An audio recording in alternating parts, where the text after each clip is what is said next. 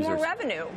Sure, it's going to bring in revenue, but you're still going to be taking in. That's good, but you're taking it from the same stagnant user base. Over time, you have to grow that user base, and like I said, I think it could provide a short-term pop in revenue, but long-term, unless the recycled leadership finds out a way to get people on the network. I mean, Grandma gets Facebook.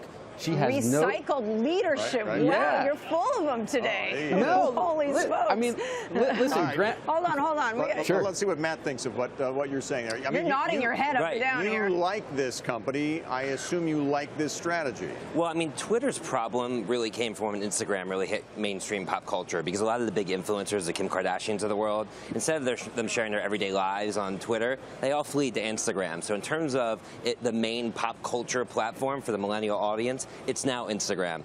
In its departure, Twitter is really a broadcast channel, just like a TV network. And that's why they're going in this direction. They want publishers for the ability to monetize their video content in a way that truly partners both companies. I do agree, though, it's a stagnant user base. Unlike other social platforms, you have 99% of the content on Twitter really being created by like 1% of the audience. So it's going to be a broadcast channel. Long-term, Twitter's big opportunity is the shift of TV.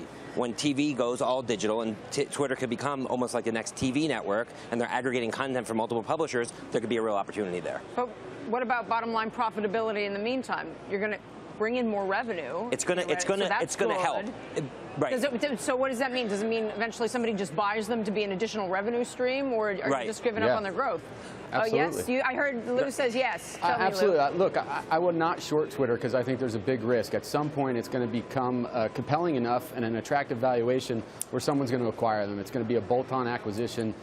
The asset is the network of users who wouldn't want 300 million users to add on to. Who's a likely candidate to buy them? Is it like obvious like Apple or Google or Everybody something like says Google. Yeah, I think Google is the front runner. That's where the consensus is. But I actually think it could be like an AT&T or Verizon.